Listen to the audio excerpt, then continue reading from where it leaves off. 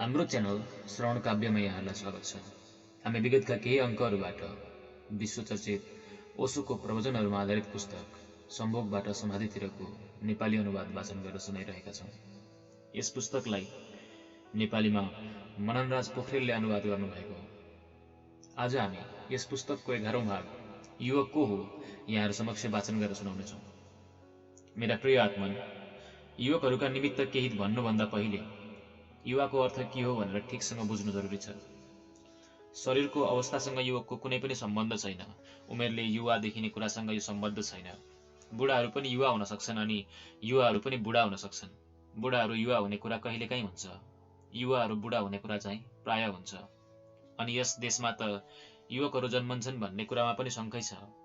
युवा हुनको अर्थ हो मनको एउटा अवस्था, मनको एउटा जीवन्त अवस्था। बुढो हुनको अर्थ हो मन मरेको अवस्था। यस देशमा कमै मात्र युवक जन्मलान् भनेर मैले भने त्यसको अर्थ के हो भने हाम्रो मन जीवन्त छैन। हाम्रा हृदयका बीणामा जीवनको जुन उत्साह, जीवनको जुन आनन्द र जीवनको सङ्गीत हुनुपर्ने हो त्यो छैन। आँखामा, प्राणमा, रौँ रौँमा जीवन बाँच्ने जुन दुर्दमनीय आकाङ्क्षा हुनुपर्ने हो त्यो हामीमा छैन। जीवनमा बाँच्नुभन्दा पहिले नै हामी जीवनबाट उदास हुन्छौँ। जीवनलाई जान्नुभन्दा अघि नै हामी जीवनलाई बुझ्ने जिज्ञासाको हत्या गरिदिन्छौँ। मैले सुनेको छु स्वर्गको एउटा चमेना घरमा एक दिन बिहान एउटा सानो घटना भयो। त्यस चमेना घरमा 3 अद्भुत मानिस एउटा टेबलका वरिपरि बसेका थिए। गौतम बुद्ध, कन्फ्युसियस र लाओ त्से। उनीहरू तीनैजना स्वर्गको चमेना घरमा बसेर गफगाफ गर्दथे अनि एउटी अप्सरा जीवन रस लिएर आइन् र तिनले भनिन्, जीवन रस खानुहुन्छ? त्यो कुरो सुन्न साथ बुद्धले आँखा चिम्लिएर भने, जीवन व्यर्थ छ, असार छ, कुनै सार छैन। कन्फ्युसियसले अर्धोन्मिलित दृष्टि बनाए। उनी सधैँ मध्यमार्गलाई मान्दथे। उनले आँखा अलिकति उघार्दै भने, एक घुटको खाएर चाख्दछु, पछिका लागि पनि खान ठिक लाग्यो भने विचार गर्छु। उनले अलिकति जीवन रस चाखे अनि भने, न खान लायक छ, न छोड्न लायक नै छ, कुनै सार पनि छैन, कुनै असार पनि छैन। उनले बिचका कुरा भने। लाओ त्सेले सुराही नै हातमा लिए अनि जीवन रसका बारेमा केही पनि नबोली सबै खाए। त्यसपछि उनी नाच्न थाले र भन्न थाले, गौतम बुद्ध, तपाईले खाँदै नखाई अस्वीकार गर्नुभयो, आश्चर्य।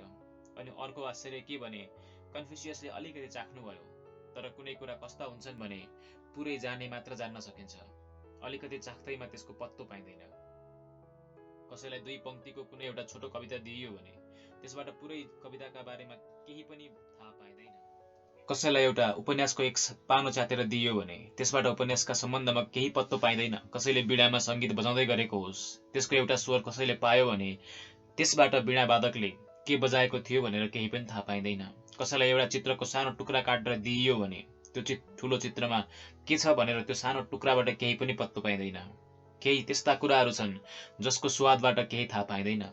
तिनलाई त तिनका समग्रतामा, पूर्णतामै बाँच्नुपर्छ अनि मात्र थाहा पाइन्छ। लाओ त्सेले भन्न थाले, म त नाच्न थालेको छु। जीवन रस अद्भुत थियो, तर जीवन रस नै अद्भुत छैन भने फेरि अर्को अद्भुत के होला? जसका लागि जीवन रस नै व्यर्थ छ, तिनका लागि सार्थकता कहाँबाट पाइएला? त्यसैले उनीहरू खोज्दै जाउन्। उनीहरू जति खोज्दै जानेछन् उति नै गुमाउँदै जानेछन्। किनभने जीवन के हो? सारभूत। जीवन के हो? एउटा रस। जीवन के हो? एउटा सत्य। त्यसैमा सारा सौन्दर्य, सारा आनन्द, सारा सङ्गीत लुकेका छन्।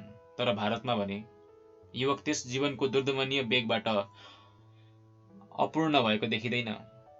न उनीहरूका जीवनमा, उनीहरूका प्राणमा जीवन रूपी ती शिखरहरू छुने आकाङ्क्षा नै भएको देखिन्छ, न उनीहरूका प्राणमा अज्ञात सागरहरूको खोजी गर्ने दुर्दमनीय पीडा नै भएको देखिन्छ, जुन सागरहरू जीवनका सागर हुन्। त्यस युवकसँग न जीवनको अन्धकार, न जीवनको प्रकाश, न जीवनको गहिराई, न जीवनको उचाइ, न जीवनको हार, न जीवनको जित। कुनै पनि कुरा जान्ने जुन दुर्दमनीय वेग, जुन गति, जुन ऊर्जा हुनुपर्दछ त्यो छैन। त्यसैले भारतमा युवक छन् भन्नु औपचारिकता मात्र हो। भारतमा युवक छैनन्। हजारौं वर्षदेखि भारत बुढो देश रहिआएको छ। यहाँ बुढाहरू नै जन्मन्छन्, बुढाहरू नै बाँच्छन् र बुढाहरू नै मर्दछन्। न शिशु जन्मन्छ, न तरुणा जन्मन्छन्।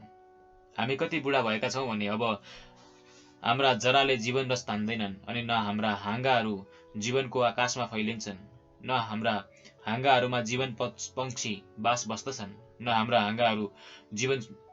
हाम्रा हाँगाहरूमा जीवन सूर्य उदाउँदछन्, न जीवनको चन्द्रमाले नै प्रकाश छर्दछ। धुलो मात्रै जम्दै जान्छ, जराहरू सुक्दै जान्छन्, पातहरू ओइलाउँदै जान्छन्, फूलहरू फुल्दैनन्, फल फल्दैनन्, खाली रुख छ, न त्यसमा पात छन् न फूल छ, सुकेका हाँगाहरू ठडिएका छन्। देश त्यति अभागी भएको छ। युवकहरूका बारेमा केही बोल्नु छ भने पहिले त यही कुरो जान्नु जरुरी छ। युवक शारीरिक अवस्था हो, त्यसैले त हामी कहाँ पनि युवकहरू छन्। युवक मानसिक अवस्था हो भने त हामी कहाँ युवकहरू छैनन्। हामीसँग युवकहरू हुँदा हुन् त देशमा यति फोहोर, दुर्गन्ध, यति दुर्गन्धित समाज बाँचिरहन्थ्यो र? उनीहरूले उत्तिखेरै आगो लगाइदिइसकेका हुन्थे। हामी कहाँ युवक हुँदा हुन् त के हामी 1000 वर्षसम्म कमारा भएर बस्ने थियौँ? उनीहरूले उत्तिखेरै दास ताउ खेलेर फ्याँकिसक्ने थिए। हामीसँग युवकहरू भएका भए के हामी हजार वर्षसम्म दरिद्रता र दीनता अनि दुःखले व्यतीत गर्ने थियौँ? हामीले उति बेलै दरिद्रता हटाइसकेका हुन्थ्यौँ वा त्यो आफै हटिसकेको हुन्थ्यो। तर होइन, सम्भवतः युवक छैनन्। हामीसँग युवक हुँदा हुन् त यस देशमा अति आडम्बर, यति अन्धविश्वास हुन्थ्यो त? युवकहरू सहन्थे त? देशमा युवकहरू भएका भए 1 करोड रुपियाँ यज्ञहरूमा डढाउन दिन्थे र? म के पनि सुन्दैछु भने साधु सन्तहरू अझै करोडौं रुपियाँ डढाउने बन्दोबस्तका लागि लालायत छन् अनि युवकहरू नै गई चन्दा बटुल्ने छन् र स्वयंसेवक बनेर त्यो यज्ञ गराउने छन्, जहाँ देशको सम्पत्ति खाली मूर्खतामा ढड्नेछ। देशमा युवक हुँदा हुन् त देशको सम्पत्ति यस प्रकार बर्बाद गर्दछौं भनेर त्यस्ता मानिसहरूलाई अपराधी भनेर समात्दै न्यायालयहरूमा उभ्याउने थिए। 1 करोड रुपियाँको सम्पत्ति डढाउने काममा मानिस जति अपराधी बन्छ त्यसभन्दा बढी अपराधी 1 करोड रुपियाँ यज्ञमा डढाउनाले हुन्छ। किनभने 1 करोड रुपियाँको सम्पत्ति डढाउनाले मानिसले अलिअलि अपराध पनि अनुभव गर्छ। यज्ञमा डढाउनाले मानिसहरू पवित्र अपराधी हुन्, तिनीहरूलाई अपराधको अनुभव नै हुँदैन। तर देशमा युवक छैनन्, त्यसैले जस्तो सुकै पनि मूढता चल्छ। त्यसैले देशमा कुनै पनि प्रकारको अन्धकार चल्छ। देशको अवस्थालाई हेर्दा युवकहरू छन् भन्ने प्रमाण पाइँदैन। देशमा के हुँदैछ, युवकहरू पनि कुनै चिजमा राजी हुँदै जाँदैछन् भन्ने अनुभव हुन्छ। भित्र विद्रोह पनि नभएको युवक के युवक? उसभित्र युवक हुनाको के अर्थ रह्यो र? गलत कुराका अगाडि निहुरिनेलाई कसरी युवक भन्न सकिन्छ? जो छिन्न भिन्न भए पनि ननिहुरिदो हो, जो नामेट भए पनि गलतलाई नसहँदो हो, त्यस्तो साहस, त्यस्तो चेतनाको नाम नै युवक हुनु हो।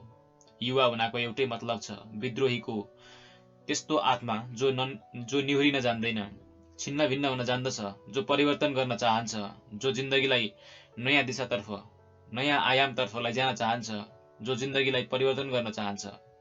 क्रान्तिको यो दुर्दमनीय आकांक्षा नै युवा हुनाको लक्षण हो। कहाँ छ क्रान्तिको दुर्दमनीय आकांक्षा? काउन्ट केसरलिङ नामका एक विचारक भारत आएका थिए। यताबाट फर्किएपछि उनले एउटा किताब लेखेका छन्। मैले त्यो किताब पढ्दा मलाई धेरै उद्वेग लाग्न थाल्यो। उनले एउटा वाक्य लेखेका छन् जुन मेरो बुझाइभन्दा बाहिरको थियो, किनभने वाक्य विरोधाभासी जस्तो लाग्दथ्यो। फेरि मैले सोचेँ, छापाखानाबाट कुनै भुल भएको हुँदो हो। तर के ख्याल आयो भने किताब त जर्मनीमा छापिएको छ। जर्मनीमा छापाखानाका भुल त हुँदैनन्, ती त हाम्रै देशमा हुन्छन्। यहाँ त किताब छापिन्छन्, त्यसमाथि 5-6 पाना भुल सुधार छापिएका हुन्छन्, अनि ती 5-6 पाना पनि ध्यान दिएर पढ्नुभयो भने तिनमा पनि भुल भेटिनेछन्। त्यो किताब जर्मनीमा छापिएको हो, भुल हुन सक्दैन। मैले फेरि ध्यान दिएर पढेँ, फेरि बारम्बार सोचेँ, अनि ख्यालमा आयो भुल गरेको होइनन्, ती मानिसले ठट्टा गरेका हुन्। उनले के लेखेका छन् भने, म हिन्दुस्तान गएँ, म एउटा निधो लिएर फर्किएको छु। India is a rich country where poor people live. Hindustan धनी देश हो जहाँ गरिब मानिसहरू बस्दछन्। म त छक्कै परेँ, कस्तो कुरो हो यो? देश धनी छ भने गरिब मानिस किन बस्छन् त्यहाँ? देश धनी छ भने त्यहाँका मानिसहरू किन गरिब छन्? तर उनी त ठट्टा गर्दैछन्। उनी के भन्दैछन् भने देशभित्र लुकेको धन देखाइदिएर देशलाई धनवान बनाइदिने जवानी हिन्दुस्तानसँग छैन। देशभित्र धन लुकेको छ, तर देश बुढो छ। बुढाले केही पनि गर्न सक्दैन। धन खानीमा रहिरहन्छ, बुढो भोकै मरिरहन्छ। धन भुइँमा गाडिएकै हुन्छ, बुढो भोकै मरिरहन्छ। देश बुढो छ, त्यसैले गरिब छ। देश जवान छ भने त गरिब हुनुपर्ने कुनै कारण नै छैन। देशमा के को कमी छ र? हामीलाई कुनै कुरो सुझ्दछ भने, एउटै कुरो मात्र के सुझ्दछ भने संसारसँग भिख मागौँ, अमेरिका जाउँ, रुस जाउँ अनि सारा संसारका अगाडि हात पसारौँ। भिखारी हुन हामीलाई लाज पनि लाग्दैन कि हामी जवान हौँ।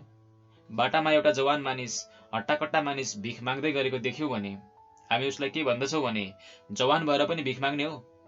तर हामी के सोच्दैनौँ भने हाम्रो देश सारा संसारसँग भिख माग्दैछ भने के हामीलाई जवान हुने अधिकार रहन्छ? बाटामा भिख माग्दै गरेकालाई जोसुकैले पनि भनिदिन्छ, जवान भएर पनि भिख माग्छौ। हामीलाई के थाहा छ भने जवान भएर पनि भिख माग्नु लाजमर्दो कुरा हो, अपमानजनक हो। जवानलाई जन्माउनुपर्छ हो। बुढाले भिख माग्यो भने चाहिँ हामी क्षमा गर्न सक्छौँ। अब उसबाट आशा गर्नु पनि छैन। हामी सारा संसारसँग भिख माग्दैछौँ।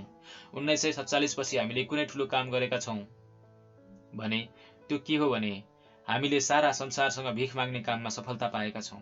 हामीलाई लाज पनि लाग्दैन। संसार के सोच्दो हो भनेर। कति बुढो देश रहेछ, केही पनि गर्न सक्दैन, खालि भिख माग्दछ। तर उनीहरूलाई के थाहा छैन भने हामीले पहिलेदेखि नै उत्पादन गर्नुभन्दा भिख माग्नेलाई आदर दिँदै आएका छौँ। हिन्दुस्तानमा जसले भिख माग्दछ उसले जे कमाउँदछ ऊ त्यसमा प्रतिष्ठित छ। देशमा हजारौं वर्षदेखि ब्राह्मणहरू कुन कारणले सम्मानित भएका छन् भने उनीहरू कमाउँदैनन्, खालि भिख माग्छन्। त्यसैले हिन्दुस्तानले ठुल्ठुला भिखारीहरू जन्माएको छ। महापुरुष बुद्धदेखि लिएर विनोबासम्म सबै भिख माग्ने महापुरुषहरू हुन्। अनि सम्पूर्ण देशले नै भिख माग्न थाल्दछ भने के फरक पर्छ र? हामी सबै महापुरुष भएका छौँ। महापुरुषहरूको देश हो। सारा देश महापुरुष भएको छ। हामी सारा संसारमा भिख माग्दैछौँ। भिक्षावृत्ति ठुलो धार्मिक वृत्ति हो। उत्पादन गर्ने काममा हिंसा पनि हुन्छ। उत्पादन गर्ने काममा श्रम पनि गर्नुपर्छ। त्यसैले हामीले किन उत्पादन गर्ने? भगवानले नै हामीलाई जन्माए भने उनीहरूले बन्दोबस्त गरून्। जसले चुच्चो दिएको छ उसले अन्न पनि दिन्छ, अवश्य दिन्छ। हामी आफ्ना चुच्चा सारा संसारमा हल्लाउँदै हिँड्छौँ भन्न अन्न देऊ भनेर। किन हामीलाई जन्म दियो त? अनि जसले हामीलाई भिख दिन्छन् तिनीहरूलाई हामी तिमीहरू भौतिकवादी हौ भनेर गाली गर्दछौँ। तिमीहरू भौतिकवादमा मरिहत्ते गरिरहेका छौ। हामीहरू आध्यात्मिक मानिस हौँ। हामी कति आध्यात्मिक छौँ भने हामी उत्पादन पनि गर्न सक्दैनौँ, खान्छौँ मात्र। खानु आध्यात्मिक काम हो, उत्पादन गर्नु भौतिक काम। भोग गर्नु आध्यात्मिक काम हो, श्रम गर्नु नि। आध्यात्मिक मानिसले कहिले पनि श्रम गर्दैनन्। महात्माहरूले पनि कहिले श्रम गर्छन् र? महात्माहरूले कहिले पनि श्रम गर्दैनन्। हीन आत्माहरूले मात्र श्रम गर्छन्। महात्माहरू भोग गर्छन्। पुरै देश महात्मा भएको छ। 1962 मा चीनमा अनिकाल परेको थियो। ब्रिटेनका केही परोपकारी मानिसहरूले एउटा ठूलो जहाजमा धेरै सामान, धेरै भोजन, लुगा, ओखती भरेर त्यहाँ पठाए। हामी हुँदा आउँ त चन्दन तिलक लगाएर फूलमाला पहिर्याएर त्यस जहाजको पूजा गर्ने थियौं। तर चीनले त्यसलाई फर्काइदियो र जहाजमा ठुल्ठुला अक्षरमा लेखिदिए, हामी मर्न तयार हुनेछौँ तर भिख माग्न तयार हुने छैनौं। यहाँ केही जवान मानिस होलान् भनेर शङ्कै लाग्दछ। जवानले नै यस्तो आँट गर्न सक्छ। त्यो के भने भोकै मर्न लागेको देशमा बाहिरबाट भोजन आउँदा पनि जहाजमा हामी भोकै मर्न सक्छौं तर भिख माग्न सक्दैनौं भनेर लेखिदिउन्। भोकै मर्नु त्यति नराम्रो होइन, भिख माग्नु साह्रै नराम्रो हो। तर जवानी छ भने पो नराम्रो लाग्छ। भित्र जवान रगत भए पो चोट पर्छ, अपमान हुन्छ। हाम्रो त अपमान नै हुँदैन। हामीले शान्तिपूर्वक अपमान खप्दै जान्छौँ। हामी अपमान खेप्ने काममा तटस्थ छौँ। जेसुकै होस् तर हामी आँखा चिम्लिएर खेप्दछौँ। यही नै सन्तोषको, शान्तिको लक्षण हो। जेसुकै भए पनि त्यसलाई खेपिरहौँ, चुप लागेर बसिरहौँ र खेप्दै रहौँ। हजारौं वर्षदेखि देश खेप्दा खेप्दै मरिसकेको छ। त्यसैले देशमा जवान मानिस छन्, युवक छन् भनेर हामीले कसरी स्वीकार गर्ने? देशसँग युवक छैनन्। त्यसैले तथाकथित युवकहरूका लागि पहिलो काम जो उमेरमा युवक देखिन्छन् के हो भने उनीहरूले देशमा मानसिक यौवन जन्माउने चेष्टा गरून्। उनीहरू शरीरको यौवनलाई मानेर तृप्त नहोउन्। आत्मिक यौवन, आध्यात्मिक यौवन जन्माउने एउटा आन्दोलन देशभरि हुनुपर्छ। एउटा मानिस अनुहारबाट जवान देखिँदैमा हामीले तिनलाई जवान मान्नुपर्छ भन्ने कुरामा हामी राजी हुँदैनौँ। हामीले के फिक्री गर्दछौँ भने हिन्दुस्तानसँग जवान आत्माहरू हुन्। स्वामी राम पहिलो पटक भारतबाट बाहिरको यात्रामा गएका थिए। उनी जुन जहाजमा यात्रा गर्दै थिए त्यसमा 90 वर्ष जतिका एक बुढा जर्मन थिए। उनका सबै कपाल सेतै फुलिसकेका थिए। उनका आँखामा 90 वर्षका स्मृतिहरूले गहिराई भरिदिएका थिए। उनको अनुहारमा लामा अनुभवका चाउरीहरू थिए। तर उनी जहाजको डेकमा बसेर चिनिया भाषा सिक्दै थिए। चिनिया भाषा सिक्नु चान्चुने कुरो होइन, किनभने चिनिया भाषामा कुनै वर्णमाला छैन। चिनिया भाषामा क ख ग छैन, त्यो चित्रमय भाषा हो। त्यसमा चित्रहरू छन्। साधारण मानिसलाई साधारण ज्ञानका लागि पनि कम्तीमा 5000 चित्रहरूको ज्ञान हुनुपर्छ, अनि विशेष ज्ञानका लागि त 1 लाख चित्रहरूको ज्ञान छ भने मात्र कुनै मानिस चिनिया भाषामा पोख्त हुन सक्दछ। त्यस भाषामा 10 वर्ष 15 वर्षसम्म मेहनत गर्नुपर्दछ। 90 वर्षका बुढा बिहानदेखि साँझसम्म बसेर चिनिया भाषा सिक्दैछन्। रामतीर्थ छटपटाए, यो मानिस त बौलाहा हो। 90 वर्षको हुँदा चिनिया भाषा सिक्न लागेका छौ, कहिले सिकिसकौला, मर्नुभन्दा पहिले सिकौला भनेर आश गर्न सकिन्न। अनि कसैले यो मान्छे 10-15 वर्ष बाँच्ला, 100 वर्ष कट्ला भनेर परैसम्मको कल्पना पनि गरोस्, तर 100 वर्ष कसरी कटाउला भनेर भारतीयले त्यो कल्पना गर्न सक्दैन। 35 वर्ष कटाउन त गाह्रो पर्छ भने 100 वर्ष कसरी कटाउला। तर भगवानको भुलचुकले 100 वर्ष पार गर्यो भने पनि के फाइदा हुन्छ। जुन भाषा सिक्न 15 वर्ष लागेको छ, 20-25 वर्ष त्यसको उपयोग गर्न पनि त मौका चाहियो। सिकेर पनि के फाइदा हुन्छ। 2-3 दिन देखेर रामतीर्थको छटपटी बढ्यो। कहाँ के हुँदैछ भनेर ती वृद्ध त आँखा उठाएर पनि हेर्दैनथे। उनी त आफूले सिक्ने काममै लागेका थिए। तेस्रो दिन गएर रामतीर्थले उनलाई हल्लाएर भने, महाशय क्षमा गर्नुहोला, म तपाईँलाई के सोध्न चाहन्छु भने तपाईँ के गर्दै हुनुहुन्छ? यस उमेरमा किन चिनिया भाषा सिक्न लाग्नु भएको हो? कहिले सिकिसक्नु होला, तर सिक्नुभयो भने पनि त्यसको उपयोग कहिले गर्नुहुन्छ? तपाईँ कति वर्षको हुनुभयो? अनि ती बुढाले भने, उमेर? म काममा कति व्यस्त भएँ भने उमेरको हिसाब राख्ने मलाई मौका नै भएन। उमेरले आफ्नो हिसाब राख्दो हो। उमेरको हिसाब राख्ने हामीलाई कहाँ फुर्सद छ र? उमेरको हिसाब राखेर पनि के फाइदा छ र? मृत्यु जब आउँछ, आइहाल्छ। आफू कति वर्षको भएँ भनेर हामी जति नै हिसाब राखौँ त्यसले केही फरक पर्दैन। मैले उमेरको हिसाब राख्ने फुर्सद नै पाइनँ, तर 90 त काटिसके कि। रामतीर्थले भने, अनि यो सिकेर के फाइदा छ त? बुढो हुनुभयो, अब कतिखेर सिक्नुहुन्छ? ती बुढा मानिसले के भने थाहा छ? ती बुढा मानिसले भने, मैले सिकुन्जेल मलाई मर्ने ख्याल नै आउँदैन। सिक्ने काम सकिएपछि मात्र मर्ने कुरो सोध्छु। अहिले त सिक्ने काममै जिन्दगी लागेको छ। अहिलेसम्म त म केटाकेटी नै छु, किनभने म सिक्दैछु। केटाकेटीहरू सिक्दछन्, तर ती बुढाले भने, म सिक्दैछु, त्यसैले केटाकेटी हुँ। यो आध्यात्मिक संसारमा परिवर्तन भयो। उनले भने, म अझै सिक्ने काममै लागेको छु र सिकाइ पुरा भएको छैन। भर्खरै मात्र जीवनको पाठशालामा प्रवेश गरेको छु, अझै केटाकेटी नै छु। अहिले नै मर्ने कुरो कसरी सोचौँ? जब सिकिसकौँला अनि मर्ने कुरो सोचौँला। ती वृद्धले फेरि भने, मृत्यु त दिनहुँ सामुन्ने उभिएको छ। जुन दिन जन्मिएको थिएँ त्यस दिन पनि त्यति नै सामुन्ने नै उभिएको थियो जति अहिले उभिएको छ। मृत्युसँग डराएको भए त उसै दिन सिक्न छोडिदिन्थे। भोलिपल्टै मृत्यु हुन सक्थ्यो। सिकेर के फाइदा थियो र? तर 90 वर्षको मेरो अनुभवले के भन्दछ भने मैले 90 वर्षसम्म मृत्युलाई जितेको छु। भोलि मृत्यु होला भनेर दिनहुँ मृत्युको डर रहिरह्यो, तर त्यो आएन। 90 वर्षसम्म मृत्यु नभएकोले मलाई के विश्वास छ भने 90 वर्षका अनुभवलाई मानौँ। अब भोलि पनि कसरी आउला त? 90 वर्षका अनुभवले के भन्दछ भने यतिन्जेल मृत्यु आएन भने भोलि पनि कसरी आउला? अनुभव मान्दछु, 90 वर्षसम्म डर व्यर्थ थियो। रामतीर्थ त उनका कुरा सुनेर हडबडाए। उनी त 30 वर्षका मात्र थिए। ती वृद्ध भने, तपाईलाई देखेर, तपाईको डर देखेर म के भन्न सक्दछु भने भारत किन बुढो भएको रहेछ। 30 वर्षको मानिस मृत्युका कुरा सोच्दैछ। मरे म त। खोइ जब मर्दछ अनि मात्र उसले मृत्युका बारे सोच्दछ। सिकेर के फाइदा हुन्छ भनेर 30 वर्षको मानिस सोच्दछ। मृत्यु नजिकै आइपुगेको छ, त्यो मानिस त जवान रहेन। ती बुढाले भने, भारत किन बुढो भएको छ भनेर मैले बुझेँ। यिनै गलत धारणाहरूका कारण भारतलाई युवा आध्यात्म चाहिन्छ। युवा आध्यात्म, बुढा आध्यात्म हामीसँग धेरै छ। हामीसँग कस्तो आध्यात्म छ भने त्यो बुढो बनाउने रसायन हो। हामीसँग कस्ता आध्यात्मिक जुक्तिहरू छन् भने कुनै पनि जवानका वरिपरि ती जुक्तिहरूको उपयोग गरिए भने ऊ तुरुन्तै बुढो हुनेछ। हामीले बुढो हुने रहस्य खोजिसकेका छौँ। बुढो हुने रहस्य के हो? बुढो हुने रहस्य हो जीवनप्रति ध्यान नदेऊ, मृत्युमाथि ध्यान गर।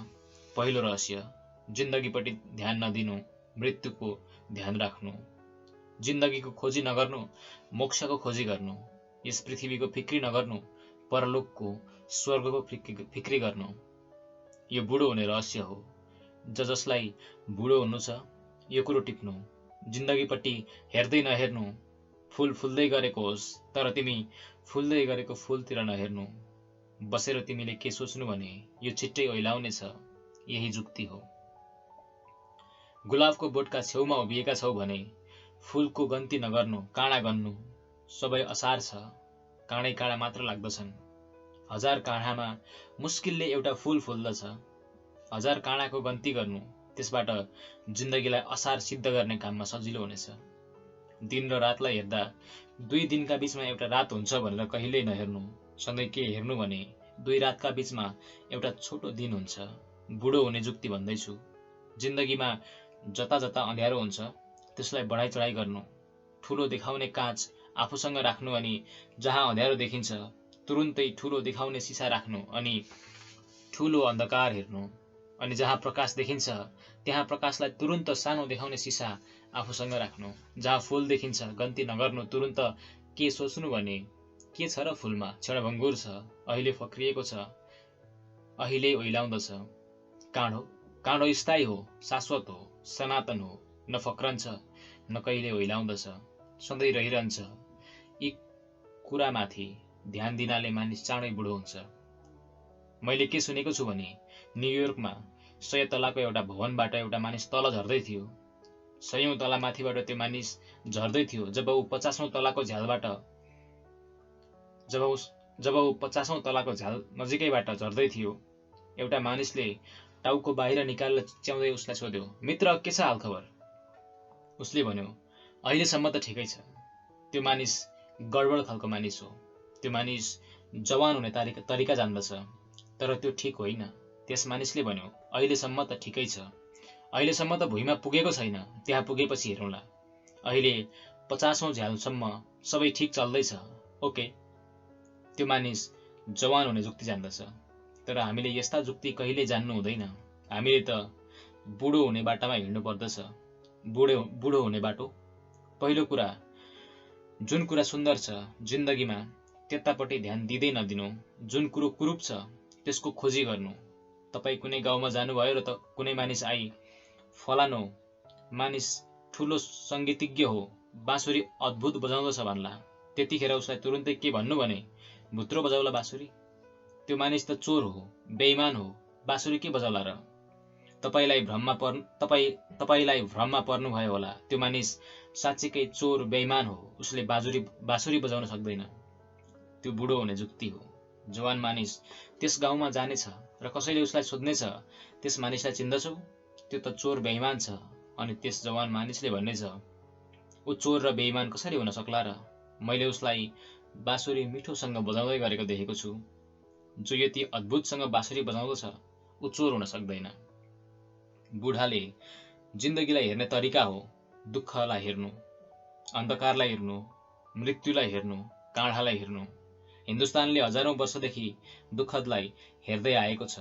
जन्म पनि दुःख हो, जीवन पनि दुःख हो, मरण पनि दुःख हो, प्रियजनसँगको बिछोड पनि दुःख हो, अप्रिय जनसँगको मिलन पनि दुःख हो, सबै दुःख हुन्। आमाका पेटभित्र दुःख खेप, फेरि जन्मको दुःख खेप, त्यसपछि ठुलो हुँदाका दुःख खेप, अनि जिन्दगीको गृहस्थीको फेरो खेप, त्यसै गरी बुढेसकालका रोगहरू खेप, फेरि मृत्यु खेप, त्यसपछि चिताको आगामा अन्तिम पीडा खेप। त्यस्तो जीवन दुःखको एउटा लामो कथा हो। बुढो हुनु छ भने यसको स्मरण गर्नुपर्दछ। बुढो हुनु छ भने बगैँचामा कहिल्यै पनि जानु हुँदैन। सधैँ मानिसलाई पोल्ने मसानमा बसेर ध्यान गर्नुपर्दछ।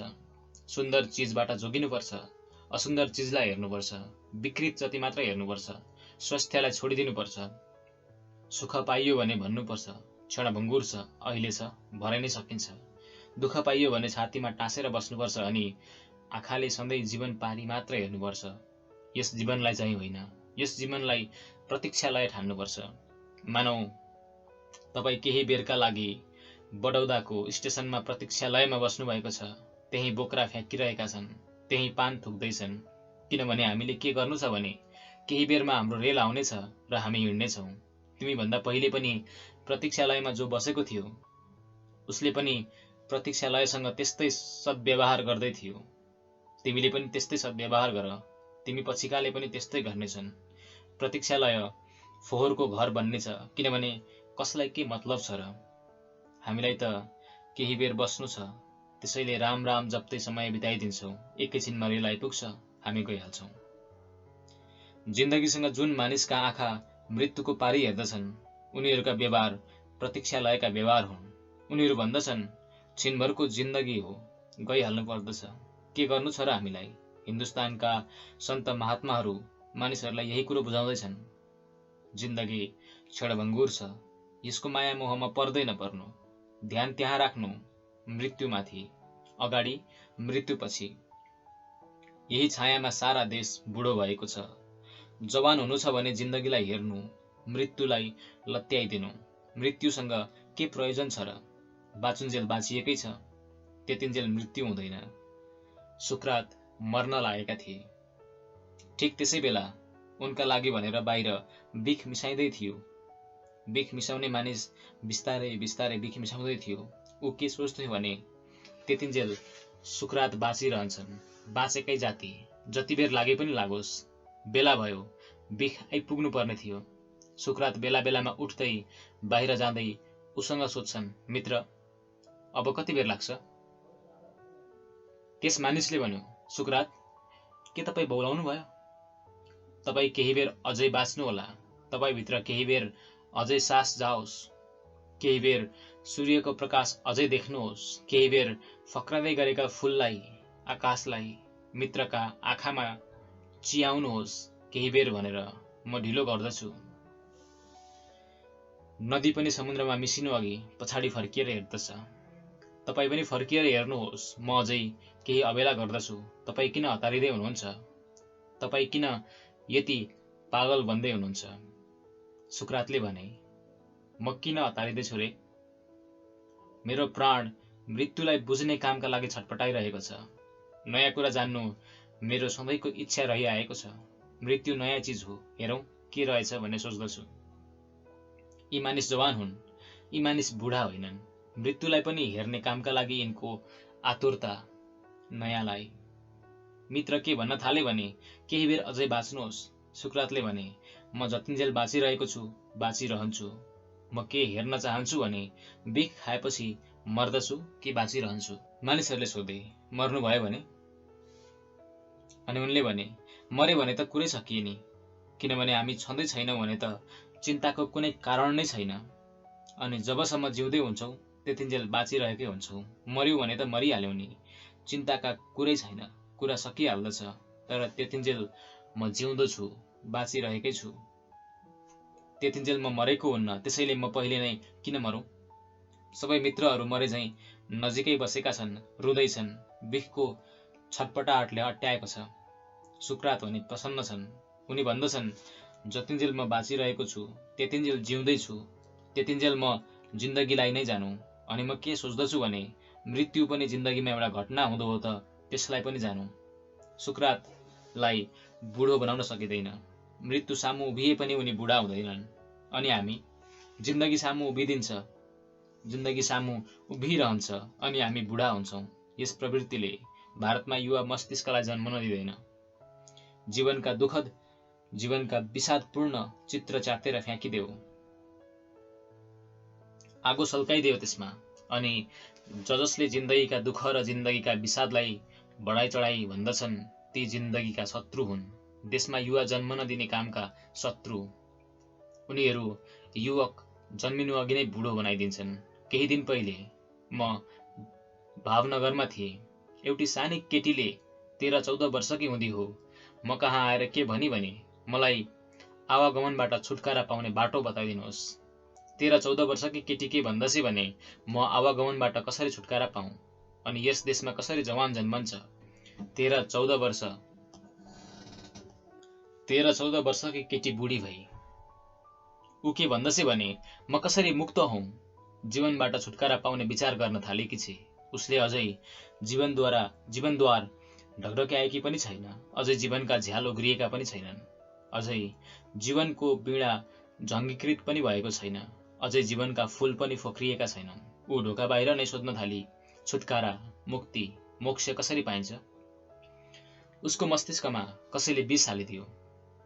आमा बाबुले, गुरुहरूले, शिक्षकहरूले उसलाई विषयुक्त बनाए। अब उसको जवानी जन्मदैन, अब ऊ बुढी भएरै बाँच्दछे। उसको विवाह भयो भने तापनि त्यो बुढी आइमाईको विवाह हुन्छ, तरुणी केटीको होइन। उसका घरका ढोकामा पञ्चे बाजा बजे भने पनि त्यो बाजा एउटी बुढी आइमाईले सुन्दछे, तरुणी केटीले होइन। त्यो बाजाबाट पनि मृत्युकै आवाज सुनिनेछ, जीवनको सङ्गीत होइन। ऊ बुढी भई। पहिलो कुरो, बुढो हुनु छ भने मृत्युपट्टि ध्यान दिनु, जीवनपट्टि होइन। तरुण हुनु छ भने चाहिँ मृत्युलाई लात्तले हुत्याइदिनु। त्यो जतिखेर आउला अनि भिडौँला त्यससँग। जतिन्जेल बाँचौँला त्यतिन्जेल पूर्ण रूपमा बाँचौँला। त्यसको पूर्णतामा जीवनको रस खोजौँला, जीवनको आनन्द खोजौँला। रविन्द्रनाथ मर्न लागेका थिए। एक मित्र, बुढा मित्र आए अनि उनले भने, अब मर्न लाग्दा त भगवानसँग के प्रार्थना गर्नुहोस् भने अब फेरि जीवनमा नपठाऊ। अब अन्त समयमा के प्रार्थना गर्नुहोस् भने अब आवागमनबाट छुटकारा होस्। अब यो पाप, यो फोहोरको चक्रमा आउनु नपरोस्। रविन्द्रनाथले भने, के भन्दै हुनुहुन्छ तपाईँ? के म यो प्रार्थना गरौँ? म त मनमा नै के भन्दैछु भने, हे प्रभु, तिमीले मलाई योग्य ठहर्याएका छौ भने मलाई पटक पटक तिम्रो पृथ्वीमा पठाइदेऊ। साह्रै रमाइलो थियो, साह्रै सुन्दर थियो। मैले कस्ता फूल देखेँ, कस्तो चन्द्रमा, कस्ता तारा, कस्ता आँखा, कस्तो सुन्दर अनुहार देखेँ भने म त दङ्ग परेको छु, म छक्क परेको छु, म आनन्दले भरिएको छु। तिमीले मलाई योग्य ठानेका छौ भने त हे परमात्मा, मलाई बारम्बार यस संसारमा पठाइदेऊ। म त यस्तो प्रार्थना गर्दैछु, मलाई फेरि नपठाइने गरी अपात्र सिद्ध नहौँ भनेर म त डराइरहेको छु। रविन्द्रनाथलाई बुढो बनाउन साह्रै गाह्रो छ। शरीर बुढो हुन्छ तर उनका भित्र जुन आत्मा छ त्यो तरुनो छ, त्यसले जीवन माग्दैछ। रविन्द्रनाथले मर्नुभन्दा केही छिन पहिले गीतका केही पाउहरू लेखाए। तिनमा 2 पाउ छन्। त्यो देखेर त म नाच्न थालेँ। क्या गजबको कुरो भनेका छन्। कुनै मित्रले रविन्द्रनाथलाई तपाईँ त महाकवि हुनुहुन्छ, तपाईँले सङ्गीतबद्ध गर्न सकिने 6000 गीतहरू लेख्नुभयो भने पश्चिममा सियलीलाई महाकवि भन्दछन्। उनका त 2000 गीतहरू मात्र सङ्गीतबद्ध हुन सक्छन्। तपाईँका त 6000 गीत।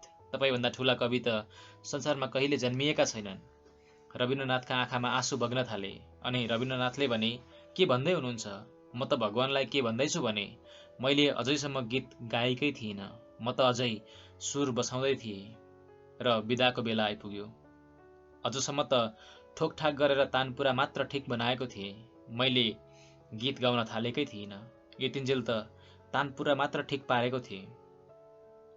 ठोकठाक गरेर तयार भएको थियो, सुर लागिसकेको थियो अनि मैले गाउने चेष्टा गर्दा नगर्दै त बिदाको समय पनि आइपुग्यो। अनि मैले तानपुरा ठोकठाक गर्ने कामलाई नै मानिसहरूले म महाकवि भए भन्ठाने। भगवानलाई के भन्दैछु भने सङ्गीतको सुर तयार भयो अनि मलाई बिदा गर्दैछौ। म अब गीत गाउँ भन्ने मौका बल्ल पाउँदै थिएँ। मर्न लागेका रविन्द्रनाथ के भन्दछन् भने मैले गीत गाउने मौका बल्ल त आउँदै थियो। उनी के भन्दैछन् भने म तरुनो भएको थिएँ भन्ने अवसर बल्ल त आउँदै थियो। उनी के भन्दैछन् भने बल्ल त मौका आएको थियो र वीणा तयार भएको थियो, तर तिमी मलाई बिदा गर्दैछौ। के बुढो मानिसले यसो भन्न सक्छ? त्यसो भए त्यो मानिस बुढो होइन। तरुनो हुनु छ भने जिन्दगीलाई सामुन्नेबाट समात्नुपर्ने हुन्छ।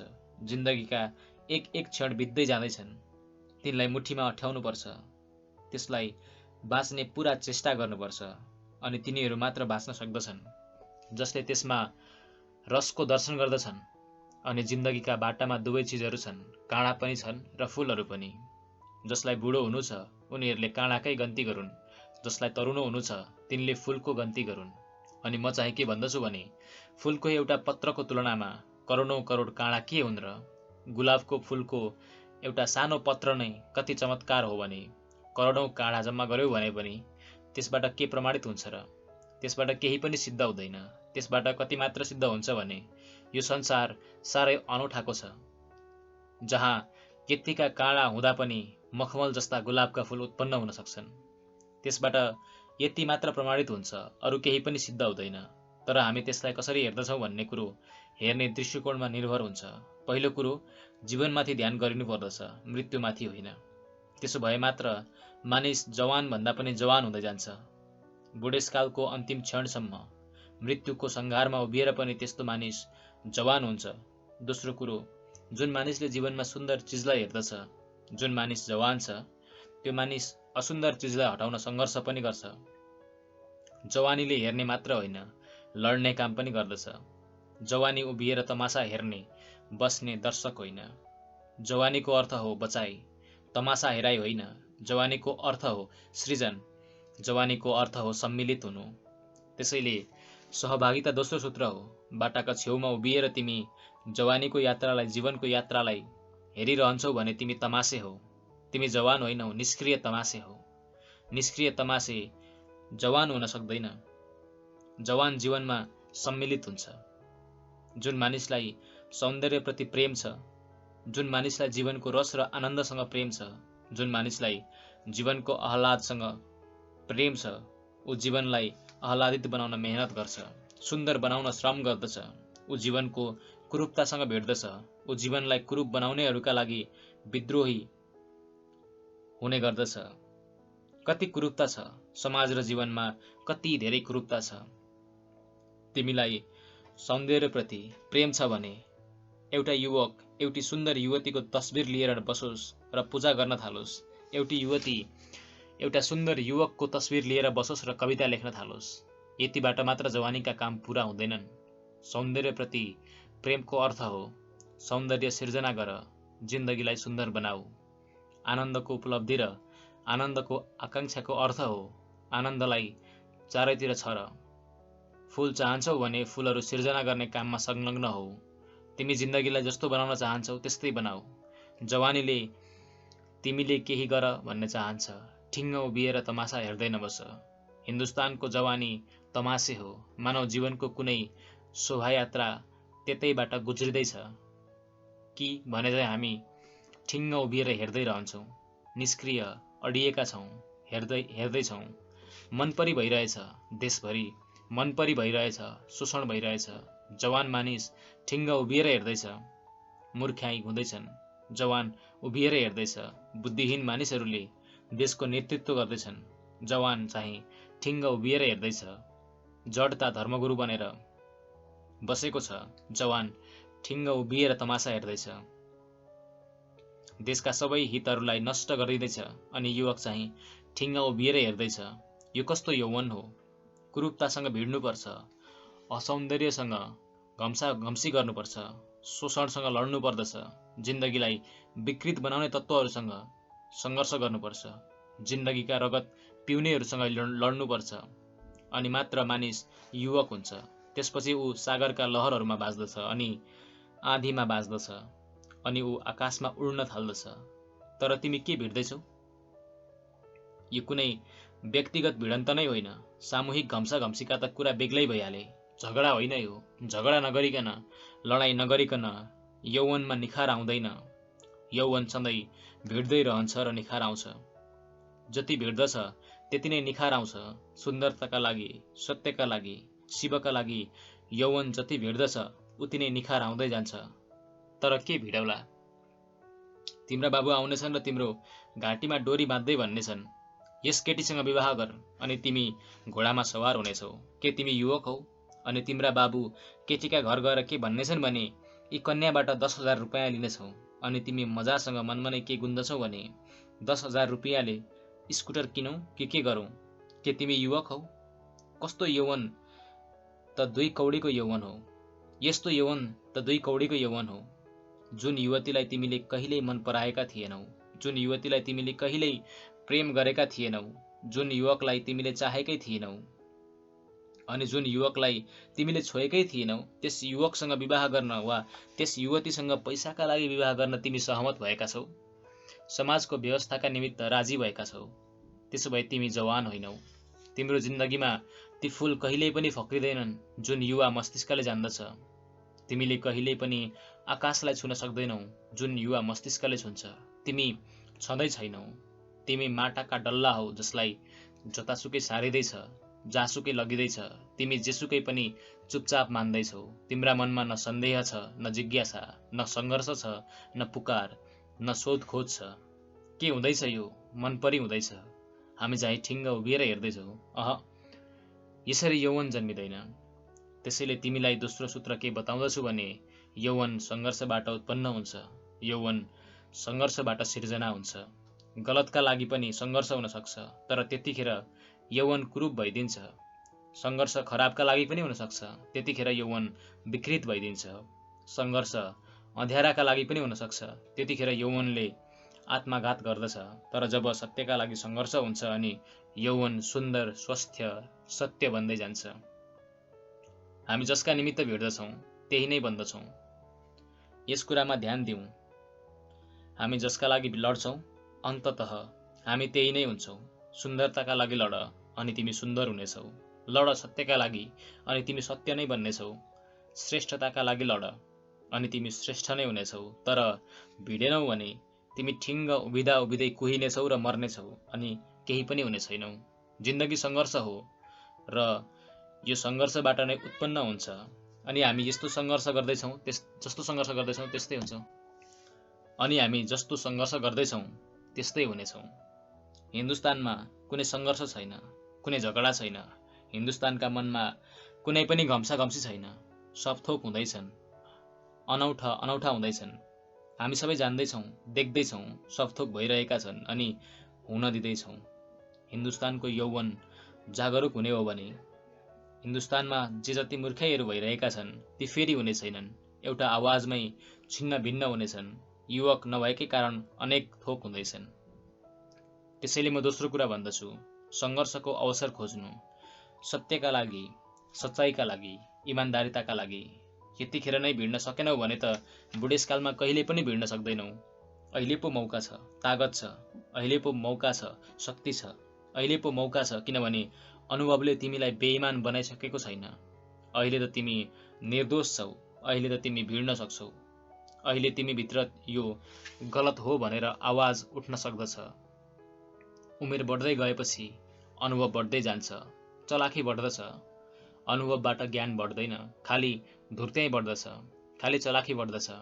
अनुभवी मानिस चलाक बन्दछ, उसको भिडन्त कमजोर बन्दछ, ऊ आफ्नो हित मात्र हेर्न थाल्दछ। हामीलाई के मतलब छ, आफ्नो फिक्री गर, यति ठुलो संसारको झन्झटमा नपर। तरुण मानिस भिड्न सक्छ। अहिले उसलाई केही पनि थाहा छैन। अहिले उसलाई चलाखीहरूका बारेमा अनुभव छैन।